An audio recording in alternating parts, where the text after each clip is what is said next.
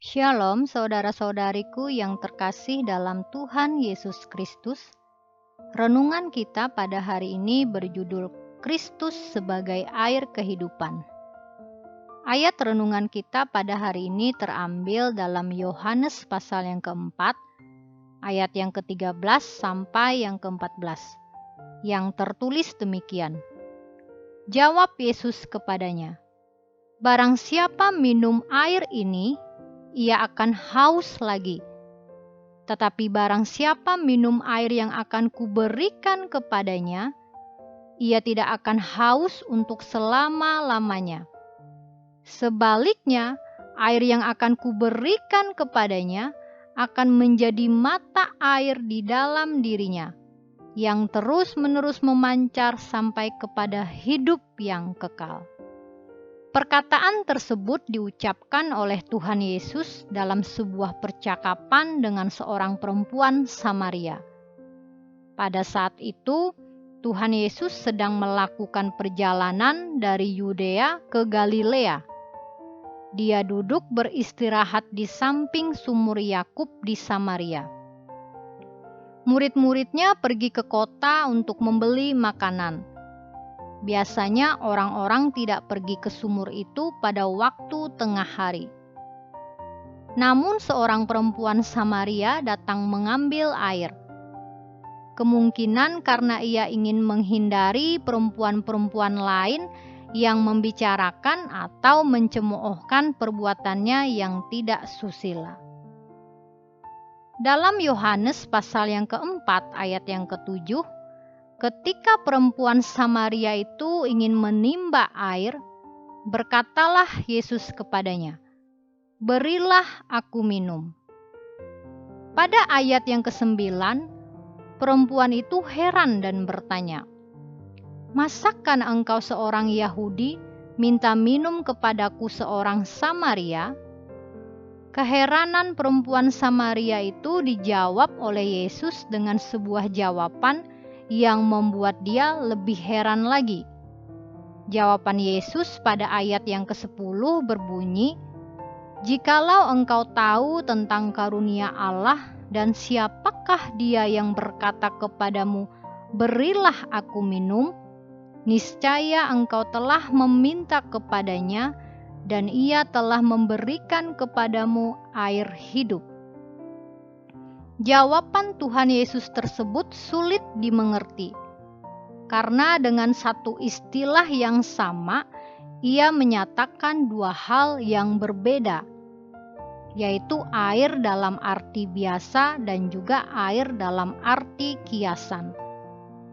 Dengan kata lain, kalimat Tuhan Yesus tersebut berbunyi, "Jika engkau tahu siapa aku, justru engkaulah yang semestinya meminta air kepadaku, dan aku akan memberikan engkau air hidup."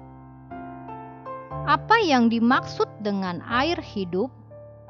Dalam hal ini, Tuhan Yesus menyatakan dirinya sebagai sumber untuk sebuah kehidupan yang sejati. Dirinya dan pengampunan yang ditawarkannya merupakan sumber bagi sebuah kehidupan yang benar dan sejati di bumi ini dalam hubungan dengan Allah dan sesama. Untuk itu, ia mengungkapkan dirinya dengan kiasan air hidup. Dalam bahasa aslinya, yaitu bahasa Yunani, air hidup disebut hudatos zontos, yang artinya adalah air yang memberi kehidupan. Allah adalah sumber air kehidupan. Dalam kitab Yeremia pasal yang kedua ayat yang ke-13 dan pasal yang ke-17 ayat yang ke-13, Yeremia melukiskan Allah sebagai sumber air yang hidup. Suatu ungkapan yang bergema dalam Yohanes pasal yang ke-7 ayat yang ke-38 mengenai Roh Kudus. Dalam Yohanes pasal yang ke-7 ayat yang ke-37 sampai yang ke-39 tertulis, "Dan pada hari terakhir yaitu pada puncak perayaan itu, Yesus berdiri dan berseru, "Barang siapa haus, baiklah ia datang kepadaku dan minum. Barang siapa percaya kepadaku, seperti yang dikatakan oleh kitab suci, dari dalam hatinya akan mengalir aliran-aliran air hidup." Yang dimaksudkannya ialah Roh yang akan diterima oleh mereka yang percaya kepadanya. Sebab Roh itu belum datang karena Yesus belum dimuliakan. Saudaraku yang terkasih, untuk memperoleh air hidup ini, maka kita harus meminumnya. Tindakan minum ini bukanlah suatu tindakan sesaat saja atau satu kali saja, namun suatu tindakan minum yang bertahap-tahap dan berkali-kali. Kata minum ditulis dalam bahasa Yunani yaitu pineto, dalam bentuk imperatif masa kini yang berarti suatu tindakan yang berkesinambungan atau berulang-ulang yang menyatakan bahwa meminum air hidup artinya menuntut persekutuan terus-menerus dengan sumbernya, yaitu Tuhan Yesus Kristus itu sendiri. Tidak seorang pun bisa meminum air hidup apabila hubungannya terputus dengan sumber itu. Orang-orang seperti itu akan menjadi seperti mata air yang kering, seperti yang dikatakan oleh Rasul Petrus dalam 2 Petrus pasal yang kedua ayat yang ke-17. Guru-guru palsu itu adalah seperti mata air yang kering, seperti kabut yang dihalaukan taufan. Bagi mereka telah tersedia tempat dalam kegelapan yang paling dahsyat. Dalam kisah perempuan Samaria ini, ia telah menerima stigma yang buruk sebagai perempuan asusila atau perempuan yang tidak benar. Sehingga ia pun tidak memiliki teman sesama perempuan untuk mengambil air. Keenam laki-laki yang telah bersamanya mungkin juga belum memberikannya kepuasan. Air sumur berbicara tentang simbol dari hal-hal duniawi yang hanya akan memberi kesegaran atau kepuasan sementara. Namun air hidup akan menyegarkan secara terus-menerus. Air hidup yang dimaksud adalah Roh Kudus di dalam diri orang-orang percaya. Perempuan Samaria ini mengalami perubahan segera setelah Yesus berbicara tentang masalah kehidupan pribadinya. Perubahan sejati adalah tahu akan dosa, sadar akan dosa, serta meninggalkan dosa-dosa tersebut.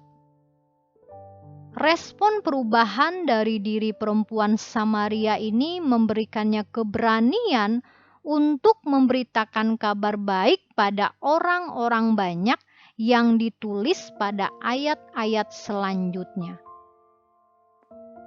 Saudaraku, marilah kita menyelidiki setiap hati kita sendiri. Seberapa rohanikah hati kita? Dapatkah kita tidak menjadi duniawi atau tidak menjadi serupa dengan dunia ini ketika memiliki segala sesuatu yang sifatnya duniawi?